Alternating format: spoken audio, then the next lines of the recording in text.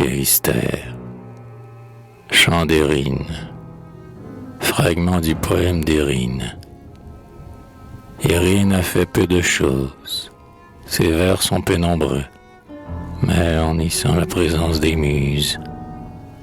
Aussi sa mémoire est immortelle, et la nuit obscure du temps ne le couvrira pas de ses ailes noires. Pendant que des myriades entières de poètes modernes, tels que nous, périssent dans l'oubli, c'est que le faible chant du cygne est plus doux que le cri perçant des jets qu'emportent les vents impétueux de l'hiver. Antipater de Sidon, méchant, ami de l'ombre et du mystère, vous rediront le sort de Péristère. Prêtez l'oreille aux nymphes d'alentour et gardez-vous de défier l'amour.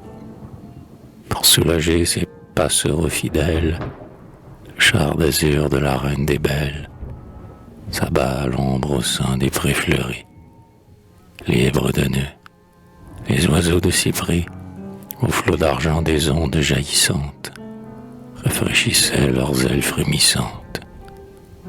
Vous qu'ils menacent, aux nymphes d'alentour, gardez-vous bien de défier la mort.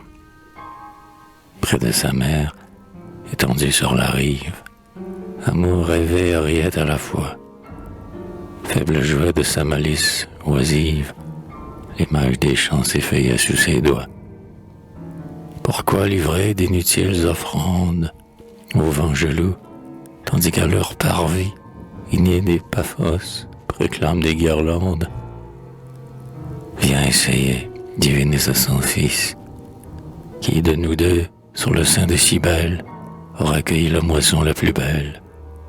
Entre cette heure et l'heure où le soleil, vers l'horizon penche son front vermeil, quand, moins ardent, son rayon se prolonge, et que des bois l'ombre à leurs pieds s'allongent. Vous, qu'ils menacent, aux nymphes d'alentour, gardez-vous bien de défier la mort. Il part, le russe dans sa course orageuse, l'oiseau qui fuit des perfides réseaux, le papillon, l'abeille voyageuse, l'insecte ailé qui brille sur les eaux, serait moins prompt, moins agile, moins beau. Impatient, il vole aux fleurs nouvelles, du battement de ses rapides ailes, le carquois d'or sur son dos retentit. Déjà Vénus, qu'un sourire averti, voit sur le sein de la verte prairie s'amonceler la récolte fleurie. Vous, qu'ils menacent, aux nymphes d'alentour, gardez-vous bien de défier la mort. Mais quel témoin de la lutte divine parut alors à travers les rameaux que blanchissait la naissante aubépine. Ce fond de lys paré de bruns anneaux, ses grands yeux noirs, dont la flamme immobile de l'enfant Dieu suivait le vol agile, et de ses traits la timide gaieté, tout révélait 15 ans et la beauté. Du lin tissu la neige éblouissante environnait sa grâce adolescente. Vous, qu'ils menacent, aux nymphes d'alentour, gardez-vous bien de défier l'amour. Vénus la voit, et de son doigt l'appelle, ses vainements, et la jeune rebelle s'enfuit d'abord, puis un sourire divin la rassura, puis la belle craintive hésite, puis se montre, accourt enfin, confuse encore, mais riante et naïve. Vous, qu'ils menacent, aux nymphes d'alentour, gardez-vous bien de défier la mort. Viens, dit alors la reine des Cythères. Nymphe, Vénus implore ton secours. Ces mots flatteurs ont séduit Péristère. Jeune imprudente, à quel péril tu cours? Ses pieds vermeils ne touchent pas la terre. Les fleurs des prés, des bois, des arbrisseaux, entre ses mains s'amassent en faisceaux, et des bosquets à l'odorante richesse est rassemblée aux pieds de la déesse. Vous, qu'ils menacent, aux nymphes d'alentour, gardez-vous bien de défier l'amour. Mais l'ombre croise au pied de la colline, le char du jour vers l'Occident s'incline.